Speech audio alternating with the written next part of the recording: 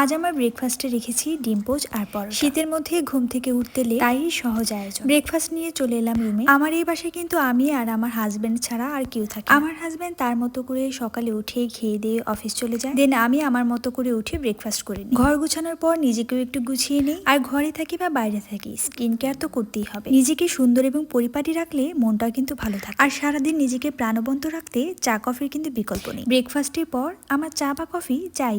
তবে যেদিন ভারী খাবার খাই সেদিন গ্রিন টি, এবং যেদিন হালকা খাবার খাই সেদিন কফি বা দুধ চা। এক কাপ কফি হাতে নিয়ে রোদে বসে গেলাম। কিছুক্ষণ পর আমার ইয়োগা ম্যাটটা বের করে ভাবলাম আজকে কিছুক্ষণ ইয়োগা করব। এক্সারসাইজ বা ইয়োগা করলে শরীর এবং মনের দুই উপকার মেলে। অযথা অন্যের সমালোচনা করে সময় নষ্ট না করে ইয়োগা করবেন, তাহলে দেখবেন শরীর মন দুই ভালো থাকবে। আপনি যখন নিজে ভালো না থাকবেন তখনই কিন্তু অন্যকে নিয়ে সমালোচনা করার সময়টা বেশি পাবেন। আর এভাবে নিজেকে সময় দিয়ে নিজের প্রতি যত্ন নিতে নিতে কিন্তু আমার সকালটা কেটে যায়।